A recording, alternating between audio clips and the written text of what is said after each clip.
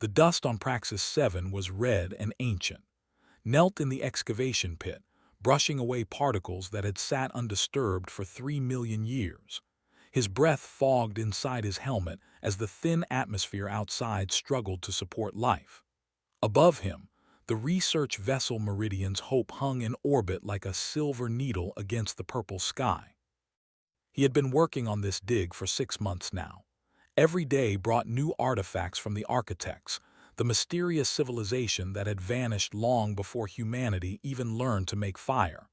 Most of what they found were tools, broken machines, fragments of buildings. Nothing special, nothing that changed their understanding of the universe. Until today. Stood up and looked at the vault they had finally opened. It was small, just large enough for one person to stand inside. The walls were smooth black material that seemed to absorb light, and in the center, suspended by nothing visible, floated a suit of armor. "Beautiful, is it not?" The voice came from behind him. Turned to see the lead researcher. The alien stood nearly 8 feet tall, his 4 arms folded across his chitinous chest. His compound eyes reflected the vault's dim glow. "It is," agreed. "But why just one piece? The architects usually left things in groups." Or clicked his mandibles in what passed for a shrug among his species. Perhaps this was ceremonial, a burial suit for someone important. We will know more after testing. 2 weeks passed. Every species in the coalition sent their best scientists to examine the armor. They tried their neural links, the attempted biological bonding, the used quantum keys, the sang their harmonic frequencies at it. Nothing worked. The suit remained completely inert, as dead as the world it was found on. Watched from the observation deck as another test failed. Na stood beside him, her arms crossed. She was a linguist, his colleague and friend for the past 5 years. They had worked together on a dozen excavations across the galaxy. "They are giving up," she said quietly, "or is marking it as non-functional tomorrow." Frowned. "That does not make sense. Why would the architects preserve something that does not work? They were practical. Everything they built had a purpose." "Maybe we just do not understand the purpose yet," Na suggested. The next morning filed a request for one final examination, or approved it with obvious reluctance. "You have 1 hour, human. Then it goes to the museum ship. Try not to damage it with your primitive instruments." Entered the testing chamber alone. The armor floated in the center, held by a containment field. It was surprisingly simple in design. No decorations, no visible seams, no obvious technology. Just a smooth, dark gray surface that seemed to shift slightly in the light. He circled it slowly, taking measurements and photographs. The armor was sized for someone roughly his height and build. That was interesting. Most architect artifacts were built for beings much larger than humans. Checked his chronometer. 40 minutes left. He had examined every external surface, run every scan he could think of. Nothing. The suit gave off no energy signature, no radiation, no quantum fluctuations. For all his instruments could tell, it was just an oddly shaped piece of metal. He stepped closer, pulling off his glove. His hand reached out almost without thought. He wanted to feel the texture, to document it properly for his report. His fingers touched the chest plate. The armor exploded with light. Stumbled backward, throwing up his arms to shield his eyes. Alarms blared throughout the ship. He heard shouting, footsteps running toward the chamber, but he could not look away from what was happening. The armor unfolded like a flower blooming in fast motion. Pieces separated and reformed. The light intensified until the chamber was nothing but white brilliance, and then it moved toward him. Tried to back away, but the armor was faster. It flowed over his body like liquid metal, covering his torso, his arms, his legs. He felt it wrap around his head and panic seized him. He could not breathe. He could not see. He could not. Air rushed into his lungs. His vision cleared. The armor had formed a perfect seal around him, but he could breathe normally. He could see better than before, actually. His vision displayed information at the edges, numbers and symbols he did not recognize but somehow understood. The chamber door burst open, or charged in with 4 security guards behind him. They all stopped dead at the sight of standing in the center of the room, encased in the architect armor. "Get it off him," or shouted, "Medical team now." The guards approached cautiously, raised his hands trying to show he was not a threat, but as he moved, the armor moved with him perfectly. It felt like a second skin. No, it felt like his own body. Natural. Right. "I am okay," he said, his voice sounding strange through the helmet. "It is not hurting me. I can feel it connecting to my nervous system, but there is no pain." "Connecting?" Or's voice rose in pitch. "That is not possible. We tried every interface protocol. Nothing worked." A sound filled his head. Not quite words, but he understood the meaning anyway. The armor was speaking to him in a language dead for millions of years, but somehow, impossibly, he knew what it meant. "Inheritor recognized," he translated aloud. "Initialization sequence beginning." Na pushed past the guards. Her eyes were wide with fear and excitement. "What does that mean? Inheritor of what?" Before he could answer, the armor's systems came fully online. Information flooded into his mind. Schematics, data, memories that were not his own. He staggered under the weight of it all. The armor spoke again, and this time understood it perfectly. He looked at Na, at all the faces staring at him in shock and wonder. "It means," he said slowly, "that the architects left this for someone. They left it for whoever could activate it, and apparently—" He looked down at his armored hands, watching energy shimmer across the surface. "Apparently that someone is human." In orbit above Praxis 7, deep in the black of space, a small probe detected the armor's activation. It had been waiting for 3 million years, patient and silent. Now it sent a single encrypted message across the galaxy, traveling faster than light through subspace channels unknown to the Coalition. The message was simple: the architect armor was active, the hunt could begin. The medical bay smelled of antiseptic and worry. Sat on the examination table while Jin, the ship's human doctor, ran another scan over his body. The armor had retracted into what looked like a thin gray band around his wrist, but could feel it there. Waiting. Ready. "Your neural pathways are different," Jin said, studying her display with a frown. "Not damaged. Enhanced. The armor created new connections in your brain. You are processing information faster than before." "How much faster?" asked. "About 30% increase, and it is still growing." She looked up at him with concern in her eyes. "We do not know what this thing is doing to you. It could be dangerous." "It is not hurting me. I feel better than I have in years, actually." The door opened and entered, followed by another alien had never seen before. This one was reptilian, with green scales and yellow eyes that studied everything with cold calculation. He wore the formal robes of a Coalition ambassador. "I am X," the reptilian said, his voice smooth and measured. "I represent the High Command. We have questions about what happened today." For the next 3 hours they questioned him. What did the armor feel like? What did it say? Could he remove it? Could he control it? Answered as honestly as he could, though he was still discovering the answers himself. Jinwoo arrived in the evening. He was a human engineer, young and enthusiastic, with an endless curiosity about how things worked. He carried a portable scanner and a notebook filled with sketches.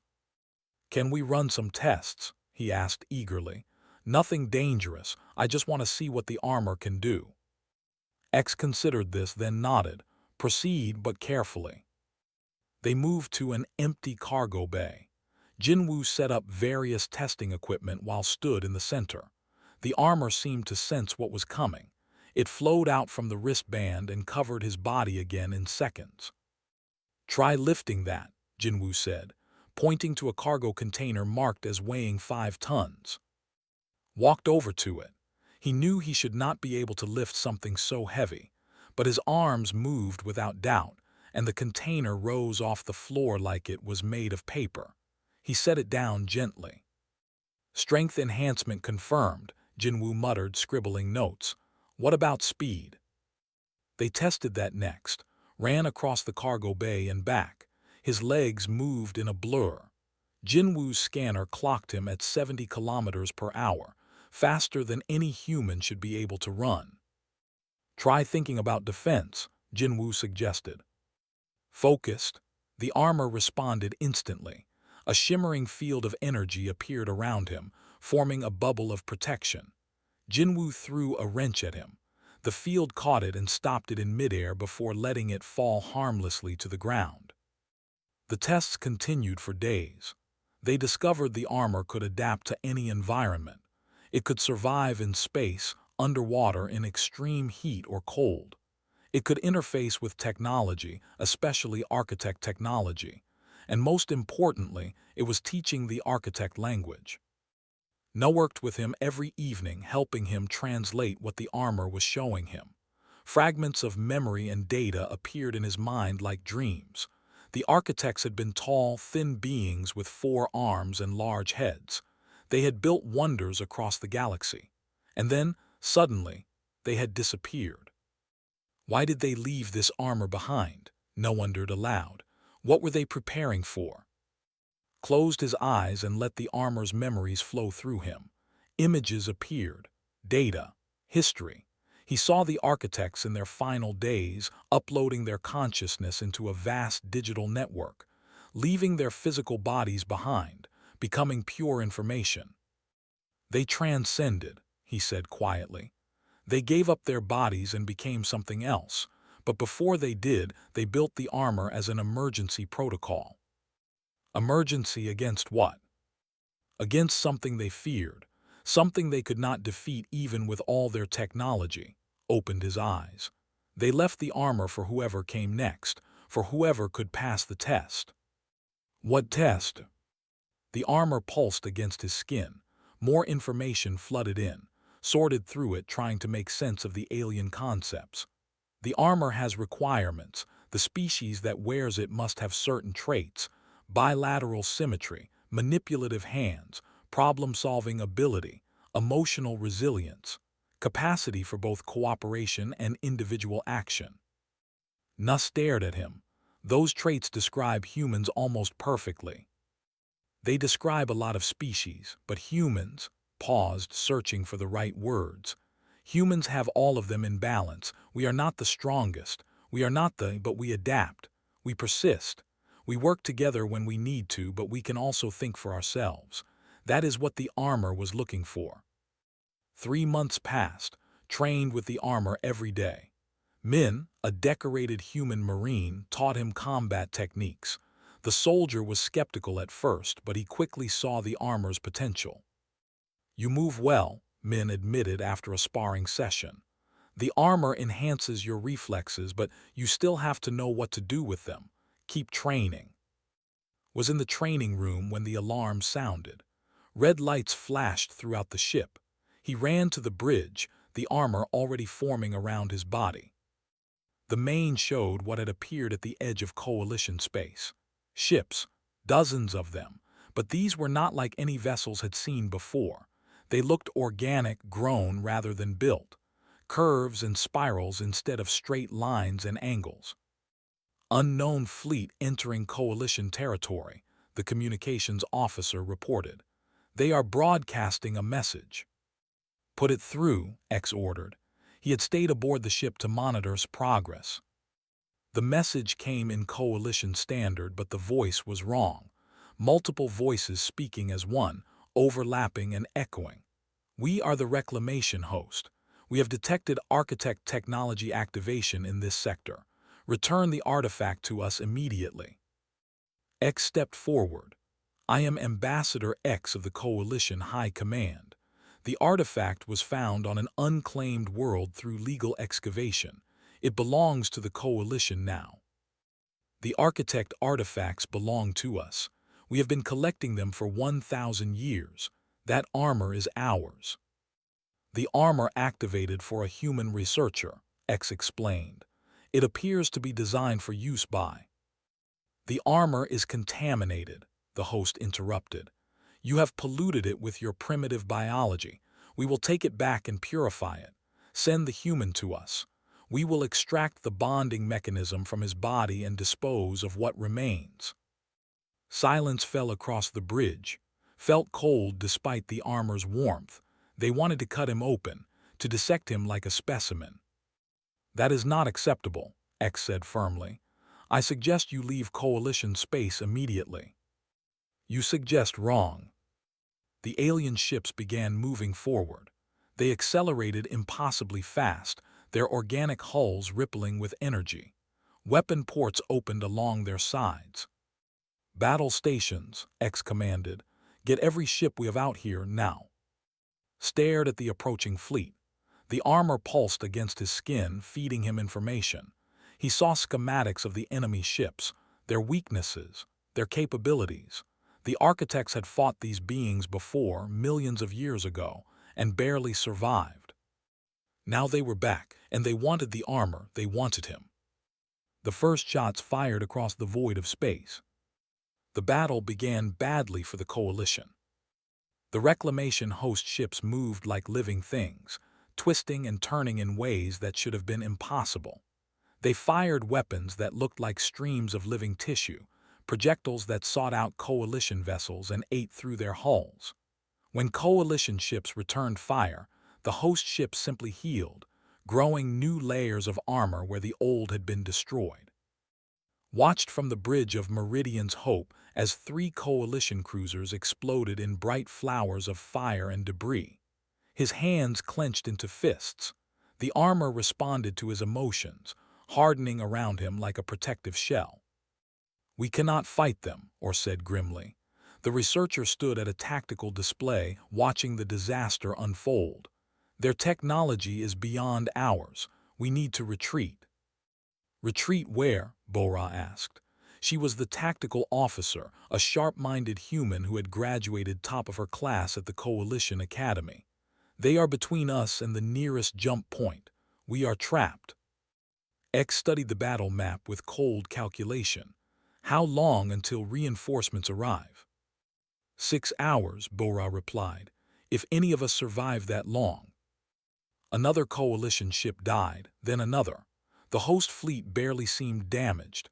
They were playing with their prey, taking their time, making a point. Could not watch anymore. He turned and ran from the bridge. Wait, Nuck called after him. Where are you going? He did not answer. His feet carried him to the fighter bay. The armor knew what he was thinking. It approved. Maybe it was even pushing him toward this decision. He did not care. Min stood in the bay, supervising the evacuation of non-essential personnel. His eyes widened when he saw Sprint past. This area is restricted during battle. Kept running. He reached the nearest fighter craft and climbed inside. His hands moved over the controls automatically. The armor interfaced with the ship's systems, linking them together. The fighter became an extension of his body. Do not do this, Min's voice came through the comm system. You are not a pilot, you will die out there. Maybe, said, he activated the launch sequence. But I have to try, that armor they want. It is showing me things, architect combat protocols, weapons systems. I think I can hurt them. One fighter against an entire fleet, that is suicide. Then stop me, his hand hovered over the launch button, or trust me. Silence, then Min's voice came back quieter. Go kill them all. The fighter launched into space, felt the armor extend beyond his body, flowing through the ship's systems like quicksilver. The fighter's weapons came online, but they were different now. Changed. Enhanced by architect technology that had been sleeping for millions of years. The host ships noticed him immediately. 3 of them broke off from the main fleet and came toward him. They were fast, impossibly fast, but was faster. He dove under the first ship, his fighter spinning like a dancer. Energy weapons charged from ports that had not existed a moment before. He fired. The beams cut through the organic hull like knives through flesh. The host ship screamed. an actual sound transmitted through space by biological means. It fell away, dying. The other two ships adapted. They split apart and came at him from different angles. The armor fed data directly into his brain, showing him their trajectories before they moved. He knew what they would do before they did it. He banked hard left, then rolled right. The host ships collided with each other, their organic weapons misfiring, looped around and fired again. 2 more kills.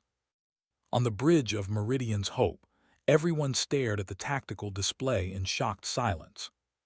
"What is he doing?" or whispered. "Winning," Bora said softly.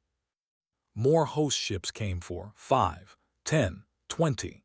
He danced between them, his fighter moving in patterns that should have torn it apart, but the armor held it together, reinforced the structure, enhanced the engines. He was no longer just flying a ship. He was the ship. And he was learning. Every pass taught him more. The host moved in predictable patterns because they were a hive mind. They thought as one, acted as one. There was no individual creativity, no sudden changes in tactics. They were efficient but inflexible. Humans were not inflexible. Pulled a maneuver that no sane pilot would attempt. He cut his engines entirely and let momentum carry him forward while his fighter rotated backward. The pursuing host ships could not adjust fast enough. They flew past him, and he fired into their exposed rear sections. 3 more died. The host fleet pulled back slightly, regrouping, reconsidering. They had never faced someone who moved like this before. "All ships," X's voice came over the Coalition fleet channel. "Follows lead, target their pursuit formations, use irregular patterns, confuse them." The Coalition fleet surged forward with new hope. They adopted its tactics, breaking away from standard formations and fighting as individuals. The host tried to adapt, but they could not keep up. Their hive mind worked against them now. Found the largest host ship. It hung in the center of their formation like a massive heart pulsing with dark energy. The armor whispered to him. That was the command ship. Kill it, and the others would fall into chaos. "I am going for their leader," he announced over the comm. "Cover me." "We are with you," Bora replied. 4 Coalition cruisers moved into formation around him. They charged toward the command ship. Host vessels tried to block their path, but the Coalition ships drove through them. Fighter led the way, cutting a path with architect weapons that the host had no defense against. The command ship noticed them coming. It turned its full attention on Fighter. Dozens of bioweapons fired at once. The space around him filled with projectiles and energy beams. The armor took over completely. His consciousness merged with it, becoming something more than human but still himself. He saw in multiple dimensions, calculated 1,000 trajectories at once. His fighter danced through the deadly rain like a leaf in a storm, untouched. He got close enough to see the organic surface of the command ship rippling with life, close enough to see the openings that served as eyes, close enough to fire every weapon he had directly into its core. The command ship exploded, not like a normal ship breaking apart. It died like a living thing, thrashing and screaming as its biological systems failed. The death cry echoed across all frequencies. The rest of the host fleet stopped. Without their central command, the hive mind fractured. The ships began retreating in disorder, fleeing back toward the edge of Coalition space. "They are running," someone shouted on the fleet channel. Cheers erupted across the Coalition ships. They had won. Against impossible odds, they had actually won. Guided his fighter back to Meridian's Hope. The armor gradually released its grip on his consciousness. He felt exhausted, drained in a way he had never experienced before, but also exhilarated. He had used the architect legacy not for conquest, but for protection. When he climbed out of the fighter, Min was waiting. The Marine looked at him with new respect. "That was the craziest flying I have ever seen. Stupid, reckless, brilliant." Na ran to him and hugged him tightly. "Do not ever do that again. I thought you were going to die." So did I, admitted. He looked down at the armor band on his wrist. But this thing would not let me. It wants me alive. X approached more slowly. His reptilian face was hard to read, but his voice held something that might have been approval. You saved us today, human. You and that armor. We got lucky, said. That was just a scouting force, was it not? The ambassador's silence was answer enough. The armor pulsed against his wrist. Images flooded his mind. A much larger fleet, more host ships than he could count, all of them coming toward Coalition space. Coming toward Earth. They returned to Praxis 3 weeks after the battle. The dead world looked the same as always, red dust and purple skis, but saw it differently now. The armor showed him things invisible to normal eyes, energy signatures, ancient technology sleeping beneath the surface, secrets waiting to be discovered. Are you certain about this? X asked. The ambassador had insisted on coming along despite the danger. The armor could be misleading you. It is not, said firmly. He walked toward the excavation site where they had found the armor vault. There is more here, something the armor wants me to see. Na followed close behind him, along with Jinwoo and Jin. They had become his constant companions, his team. Min and a squad of Marines provided security, scanning for threats. The armor guided to a section of ruins they had dismissed as unimportant during the original excavation. Just collapsed buildings and broken stones. But when he placed his armored hand on a specific rock, the ground beneath them began to shake. Back up, Min ordered, raising his weapon. A door opened in the earth. Steps led down into darkness that glowed with a faint blue light. The armor pulsed eagerly against skin. This was what it had been waiting for. They descended carefully. The passage was wide enough for 3 people to walk side by side. The walls were covered in architect writing, symbols that could now read as easily as his own language. What does it say? Na asked, her translator unable to process the ancient script. It is a warning, replied, and an invitation. The architects knew they would not last forever. They built this place as a message for whoever came after them. The passage opened into a vast chamber. At its center stood a holographic projector, still functioning after millions of years. As soon as entered, it activated. A figure appeared, tall and thin with 4 arms and a large head. An architect. The hologram spoke. The armor translated the words directly into his mind, and he relayed them to his team.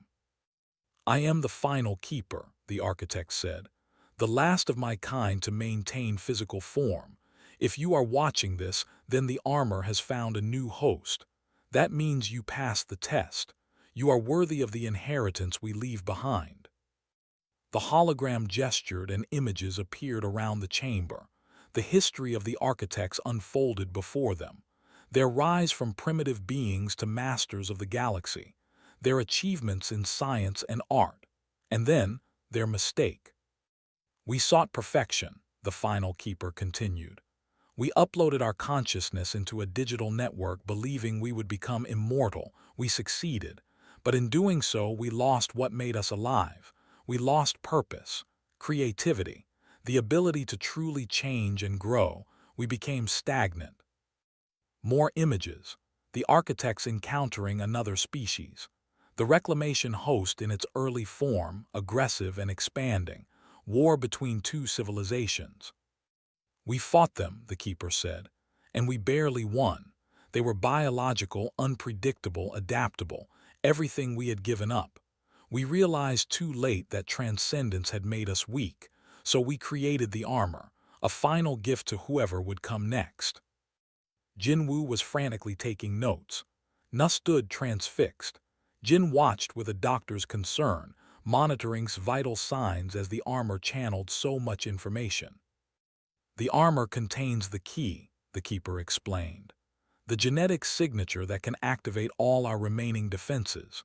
Across the galaxy, we left weapons and shields and automated systems, all waiting for the armor's signal.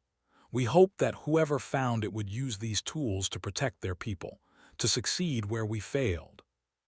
The hologram turned to look directly at, though it was a recording made millions of years ago. But there is a cost. The armor will offer you full integration, complete merging with our network. All our knowledge and power would be yours, but you would lose yourself in the process. You would become us. And we hope, whoever you are, that you are wiser than we were, that you choose a different path. The recording ended. The chamber fell silent except for the soft hum of ancient machinery. "What does it mean?" Min asked. "What choice?" Touched the armor band on his wrist. "It means I could become like them, upload myself into the architect network, control all their systems simultaneously, become something beyond human." "Would that help us fight the host?"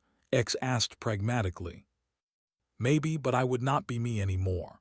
Looked at his friends, at Nuss' worried face, at Jinwoo's curious expression, at Jin's protective stance. I would be alone in a digital heaven, just like they were. "Then we find another way," Nuss said firmly. "The Keeper mentioned defensive systems. Can we activate them without you sacrificing yourself?" Closed his eyes and consulted the armor. Information streamed through his consciousness. Locations, coordinates, 7 worlds with hidden architect facilities, 7 keys that needed to be unlocked. "Yes," he said, "but I have to go to each one personally. The armor is the key, and we need to do it fast. The host main fleet will be here in 6 months."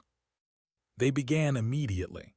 The coalition provided them with a fast ship, the Swift Current.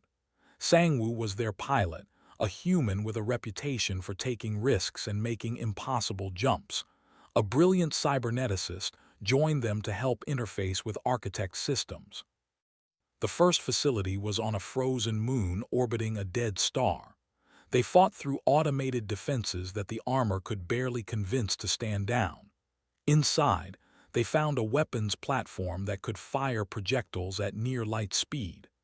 Activated it, feeling the system connect to the armor and await his commands.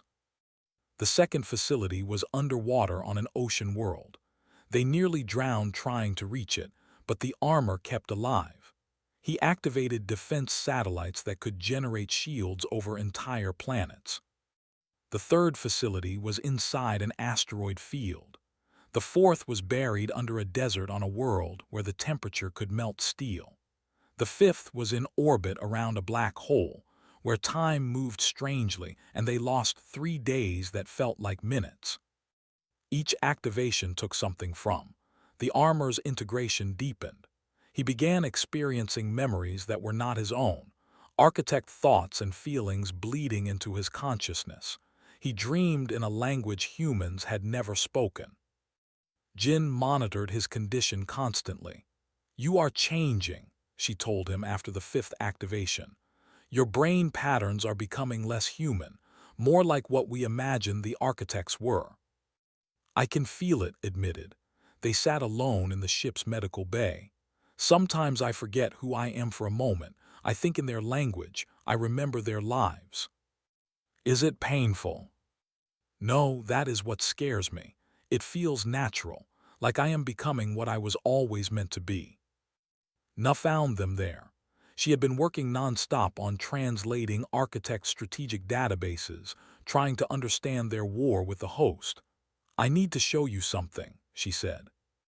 They gathered in the conference room. Na displayed her findings on the main screen. The architects did not just fight the host once. They fought them for thousands of years, and they learned something important. The host cannot be destroyed. They adapt too quickly, but they can be contained, pushed back, forced to retreat if they meet sufficient resistance. "So we do not need to win," Jinwoo said thoughtfully. "We just need to make it too costly for them to continue." "Exactly, and the architect network can do that. If we activate all 7 facilities, we create a defensive perimeter that would take the host decades to break through. By then, we could prepare better defenses." Looked at the star map showing the locations of the remaining 2 facilities. "Then we finish this. 2 more to go." The 6th facility nearly killed them. It was on a station in deep space, and the automated defenses were still fully active. Men lost 2 Marines in the fighting. The survivors made it through only because used the armor to override the systems, forcing them to recognize him as an architect. The seventh and final facility was back on Praxis 7, full circle. The armor guided them to a command center beneath the original excavation site. This was the hub, the place where all the other facilities connected. "This is it," said. "Once I activate this, the entire network goes live.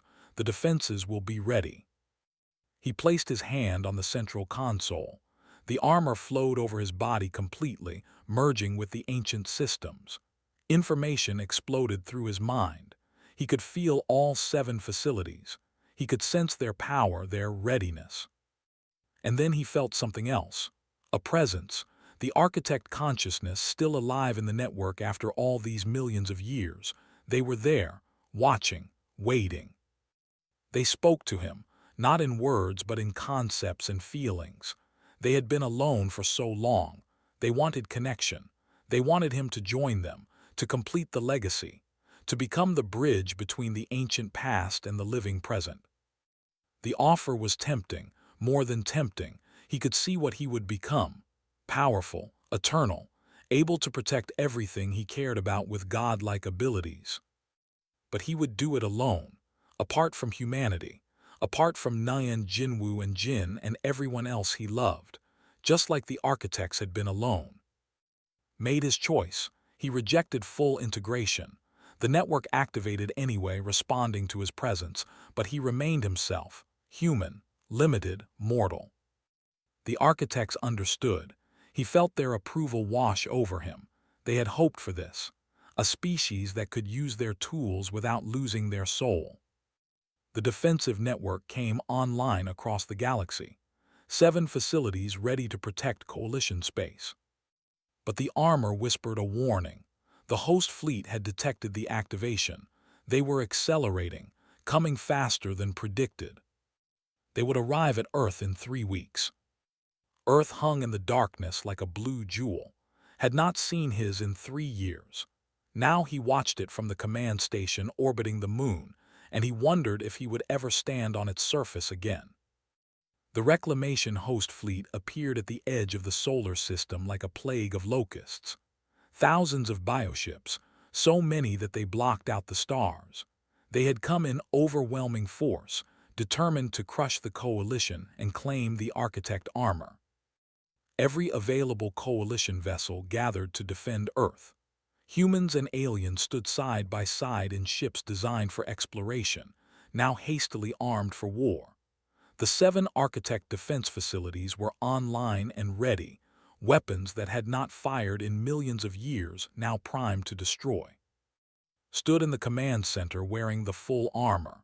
It covered him completely, a second skin of ancient technology and human determination. Through it, he could sense all 7 facilities. He could coordinate the entire defense network with just a thought. But he knew it would not be enough. "They outnumber us 10-1, Bora reported from her tactical station. She had been promoted after the first battle, now coordinating the entire Coalition fleet. "Even with the architect weapons, we cannot win a straight fight." X studied the display with his cold reptilian eyes. "Then we do not fight straight. We make them pay for every meter of space. We make this so costly they reconsider." "They are not going to reconsider," said quietly. "The host is not like us. They do not calculate losses the way we do. They are a hive mind.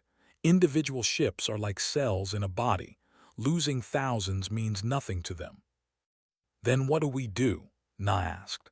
She stood beside him, refusing to evacuate even though every civilian had been ordered to the surface bunkers. Before could answer, the host fleet attacked. They came in waves, organic ships flowing forward like a tide. The Coalition fleet met them with everything they had. Energy weapons and kinetic projectiles lit up the void.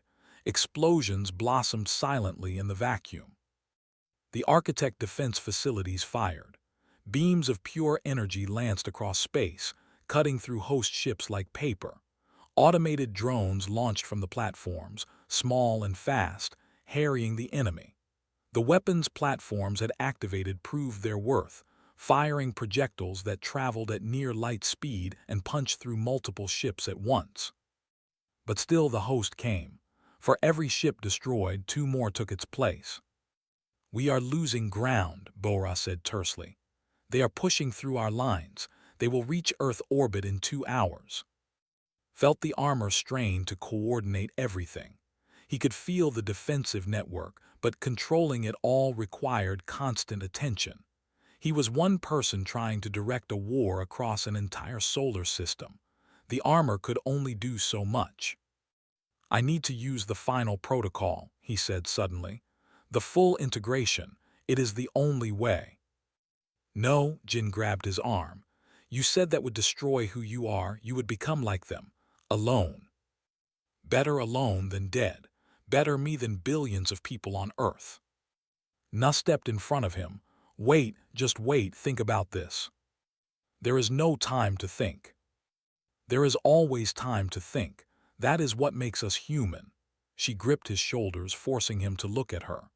"The architects failed because they tried to do everything themselves. They uploaded into a network and became isolated, powerful but alone. You do not have to make the same mistake." "Then what do I do?" Jinwoo spoke up from his engineering station. "What if you do not do it alone? What if you share the load?" Everyone turned to look at him. The young engineer pulled up a schematic on his display. "I have been studying the armor's interface protocols. It connects to your nervous system, right? But nervous systems are not unique to humans. Any species with a compatible biology could potentially link to the architect network temporarily." "You want to connect multiple people to the network?" asked, her cyberneticist mind immediately seeing the implications. "Create a distributed intelligence." "Why not? The armor is the key, but does not have to carry the whole burden. If we could create temporary interfaces, let dozens or hundreds of people share the coordination task." "They would still be individuals," Na finished excitedly. "Still themselves, but working together like a team instead of a hive mind." Felt hope spark in his chest. Could it work? "I do not know," Jinwoo admitted. "But I can build the interfaces in an hour if you give me access to the armor's specifications." "Do it," X ordered. "We have nothing to lose." Jinwoo and worked frantically while the battle raged outside. They built small devices that could temporarily link a person's nervous system to the architect network through the armor. Not as deep as connection, but enough to share the coordination burden. Volunteers lined up, humans and aliens alike, ship captains and soldiers, engineers and scientists, anyone willing to risk linking their mind with ancient technology for a chance to save Earth. Sangwoo was first. The pilot grinned as attached the interface to his temple, always wanted to see how the other half lives. "This might hurt," Jinwoo warned. "Everything fun hurts." One by one they linked in, felt them join the network, not absorbed like the architects had been, but present, individual minds remaining distinct while sharing information and coordination. He felt Sangwoo's confidence, Bora's tactical genius, Min's combat experience, Nu's analytical thinking. And hundreds more, volunteers from every ship in the fleet, all of them joining together, all of them still themselves but working in harmony. "Oh," Sangwoo breathed, "I can see everything." "Focus," said, but he was smiling inside the armor. "We have a fleet to coordinate." The difference was immediate. Instead of one person trying to direct everything, they became a team operating in perfect coordination. Ship captains no longer needed orders radioed to them. They knew where to go, what to do, as part of the shared consciousness. The architect weapons fired with precision, multiple minds calculating trajectories together. The defensive platforms worked in concert, creating overlapping fields of fire. It was beautiful, it was powerful, and it was nothing like the host's hive mind. The host thought as one, efficient but predictable. The linked coalition force thought as individuals working together. They made decisions independently but shared information instantly. They adapted and improvised. They covered each other's weaknesses and amplified each other's strengths. The host could not counter it. Their bioships tried to adapt, but every time they adjusted to one tactic, the coalition switched to another. Not because of orders from above, but because individual captains saw opportunities and took them, supported immediately by their linked companions. "They are falling back," someone shouted over the comm. "No," said. He could sense the host command ship through the network. It was huge, much larger than the one he had destroyed in the first battle. "They are regrouping, preparing for something." The host fleet pulled back and formed a massive sphere. Energy built at its center, visible even from the command station. They were combining their power, preparing to fire everything they had in one devastating attack aimed at Earth itself. "We cannot block that," Bora said, her mental voice tight with fear. "If that hits Earth—" "It will not hit Earth," said. "It will hit me." He felt the armor respond to his determination. The network of linked minds understood his plan. They did not argue, they simply helped. Launched himself from the command station in his fighter, the armor fully integrated with the craft. The linked volunteers coordinated to give him a clear path. Ships moved aside. Weapon platforms ceased fire. He flew straight toward the host sphere as they charged their ultimate weapon. "What are you doing?" Nuss' voice was desperate. "What humans do best," he replied. "Something unpredictable." The armor showed him what he needed to do. He dove into the center of the host sphere, into the heart of their gathered fleet. Ships surrounded him on all sides. The energy building around him was enough to destroy a planet. And he activated the armor's shielding at full power. The host fired, all of them at once. Thousands of weapons releasing their energy simultaneously. The combined blast would have vaporized anything in its path. But the architect's shields held. The armor absorbed the energy, channeled it, reflected it, became a living mirror, a point of resistance at the center of the host's power. The energy they fired bounced back, redirected outward in all directions. The host ships were caught in their own weapon. The blast tore through them, destroying thousands in seconds. The sphere collapsed as ships exploded and died. Flew through the carnage, the armor shielding him from the destruction. When the light faded, the host fleet was broken, scattered. Their command ship was gone. Half their forces were destroyed. The survivors fled, not retreating in order but fleeing in panic. The hive mind had fractured under the unexpected loss. They ran toward the edge of the solar system and jumped away, abandoning the battle. Silence fell across the comm channels. Then slowly cheering began. It spread from ship to ship, voice to voice. They had done it. They had won. Disconnected from the network. The volunteers felt it too, the interfaces shutting down one by one. They were separate again, individual, but they remembered what it felt like to be united. He guided his fighter back to the command station. When he climbed out, Noah's waiting. She hugged him tightly, tears streaming down her face. "You survived, again." "I had help," said. The armor retracted to its band form around his wrist. "We all did." In the days that followed, Earth celebrated. Humanity and the Coalition had defeated the greatest threat they had ever faced. The host would not return for a long time, maybe never. X approached at the victory ceremony. "You could have taken the full integration," the ambassador said. "Become something greater than human. Why did you not?" Looked at his friends gathered nearby, Na laughing with Jinwoo, Jin checking on the volunteers who had linked to the network, Min sharing drinks with Sangwoo and Bora, all of them alive, all of them still themselves. "Because the architects were wrong," he said. "Power is not the answer. Connection is. We won today not because I became a god, but because hundreds of people chose to trust each other, to work together while staying individual. That is what makes us strong." 1 year later, stood on Praxis 7 again. The excavation site had been expanded into a research facility. Scientists from every coalition species worked together to understand the architect legacy. Nell walked beside him through the ruins. Are you going to activate the armor today? Maybe there is more to learn, more architect sites to explore. He touched the band on his wrist. But I am in no hurry. The armor is patient. It waited 3 million years. It can wait a little longer. And what about you? Are you patient? Smiled. I am learning to be. The armor taught me that some things should not be rushed. We have time now. Time to understand. Time to grow. Time to decide what we want to become. The armor pulsed once against his skin. Not demanding, not controlling, just acknowledging. A tool waiting for its wielder. A gift from the past to protect the future. Was content to let it wait.